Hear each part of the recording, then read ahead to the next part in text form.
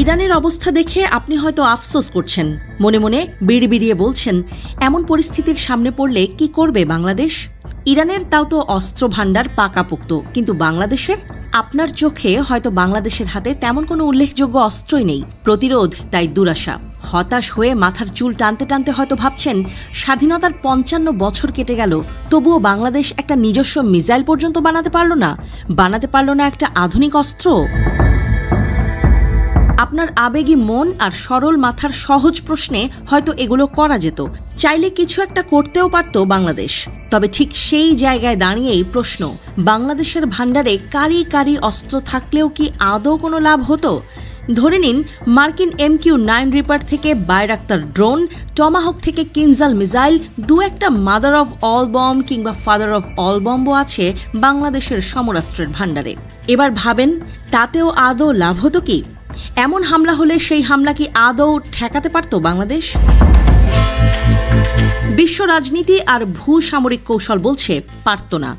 আমেরিকার যে আধিপত্য বলয়, সেই বলয় ভাঙা বড়ই কঠিন। অস্ত্রের চেয়েও এর ভেতরে চলে বড় খেলা। এমনকি আমেরিকা যদি চায়, তবে পারমাণবিক ক্ষমতাধর ভারত পাকিস্তানে ঢুকেও হামলা চালিয়ে যেতে পারবে। তাতে ভারত পাকিস্তানের চেয়ে পরমাণু বোমায় তা দেয়া ছাড়া আর কিছুই করার থাকবে না। পরমাণু শক্তিধর পাকিস্তানের অ্যাবোটাবাদে ঢুকে ওসামা বিন লাদেনকে হত্যা করে গেছে আমেরিকার নেভি সিল। ইসলামাবাদকে জানানোর দরকারও মনে করেনি। আপনি হয়তো ভাবছেন, পাকিস্তান এই ঘটনা টের পায়নি তখন। আসলে ব্যাপারটা উল্টো। পাকিস্তানকে টের পেয়ে টের না পাওয়ার ভান করতে হয়েছে। আর সে কারণে বিশাল অর্থনৈতিক শক্তি থাকার পরও জাপান এখন আর অস্ত্র নিয়ে খুব একটা ভাবে না। এমনকি জাপানি সেনাবাহিনী, বিমান বাহিনী নিয়েও খুব একটা তোড়জোড় নেই। এশিয়ার অন্যতম ধনী রাষ্ট্র সিঙ্গাপুর নামি দামি অস্ত্র কিনে গুদামবন্দি করছে, এমন খবরও কিন্তু চোখে পড়ে না। আবার সৌদি আরবের মতো দেশগুলোর গুদাম ভারী অস্ত্রে ঠাসা, কিন্তু কোনো ফায়দা নেই। তাদের মাথার ওপরও আমেরিকা।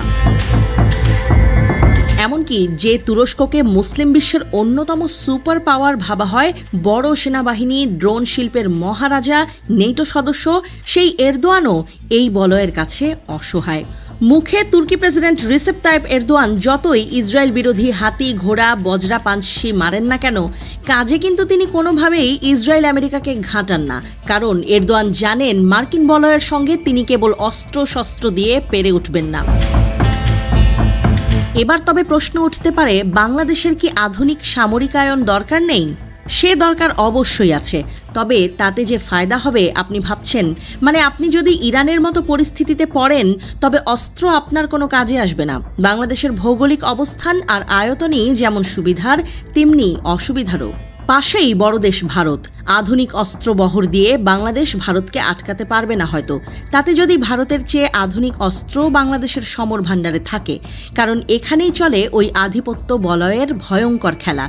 যে কারণে সুকৌশলে নিজেদের ঠাট বজায় রাখে রাশিয়া, চীন, কিন্তু আমেরিকার সঙ্গে মুখোমুখি যুদ্ধে জড়ায় না। তবে বাংলাদেশের বিকল্পও আছে, পারমাণবিক অস্ত্র। তবে সেখানেও আছে বড় বাধা। একদিকে যেমন দরকার পড়বে মোটা অঙ্কের অর্থের, ঠিক তেমনি অন্যদিকে আসবে ভূরাজনৈতিক বাধাও। মুখে পাকিস্তান, চীন, রাশিয়া বাংলাদেশের বন্ধু হলেও পরমাণু অস্ত্রের বেলায় তারাও বেঁকে বসবে। আর ভারত তো আজীবন বেঁকেই আছে। ইরানের বেলাতেও যেমন রাশিয়া, চীন ও চায়না তেহরানের হাতে পারমাণবিক অস্ত্র উঠুক, তাই বাংলাদেশের জন্য খোলা আছে যে প্রধান পথ, তা হলো জাপান, সিঙ্গাপুরের মতো কূটনৈতিক পথে হাঁটা।